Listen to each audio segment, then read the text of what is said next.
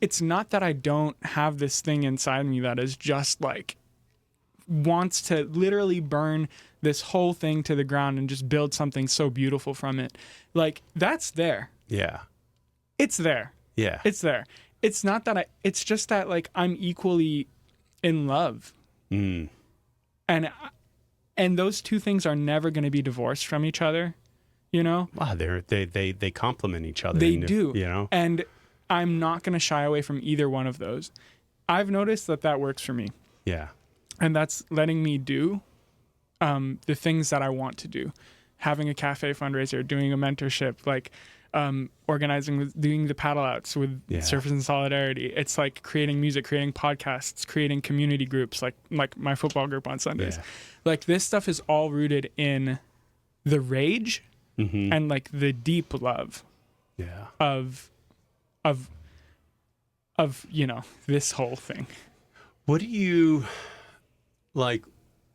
I guess then, how have you navigated this past year in the sense of like, I noticed people I know very close to me who are Palestinian don't even want to socialize, don't even want to go out, don't even want to deal with anything. They just want to stay tuned to what's happening and bear witness to it, but also can't bring themselves out even.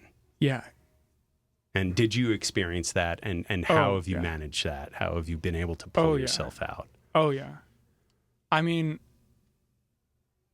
early on in this process or in this year, I fell into like the deepest depression I've ever experienced, and then developed like crippling anxiety. Like, when I say crippling, like, I really didn't understand what that meant until it happened. Yeah. And I could not move. And it was just painful. Like, everything was painful. I think there's a few things that have carried me through. I've met really incredible people. Yeah. And I've always found, like, traveling a lot, I've always found like strength in the people I'm around and been able to pull from it and then move on with my life. You know, and that definitely has helped me kind of move out of this, like, out of that state where I was just like, I didn't even want to surf. I didn't surf. Yeah. I was like sick of it. I was like, this stupid, it feels this pointless. whole thing is so dumb. I was like, it's just like annoying. Like, I don't even like it. But I was honest with myself at least, and I didn't do it. Yeah. You know? And I was just, you know, and I found beautiful people, and then I found beautiful community. I felt things very deeply, went to therapy for the first time, which was wild. How is that? Amazing. Isn't it you the know? best? Super cool. It's great. I need to go back. I love it.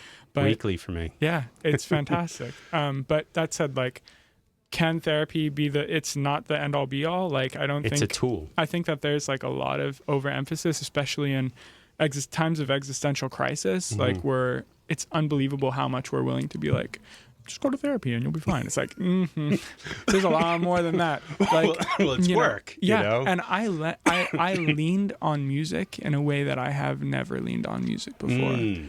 I'm reminded a lot of this one Fela Kuti quote where he talks about, some Fela. Yeah, he says that, like, to play with music, it's not like a game. I'm paraphrasing. This is actually a quote that Alex shared. Nice. Alex, also someone who I have leaned on immensely and has shown incredible love. And he shared this, and it's like, yeah, to play with music is not to play a game. It's like a spiritual connection, and it's very powerful. And when you engage in the process of creating music, you're communing with God. And it's been seriously, like, in those moments when I was like on the, and I'm going to say this, like, even to this day, I feel like I'm on the verge. And I've been treading a very thin line. Of course. Like, it's very unsettling. that said, like music has carried me, people carried me.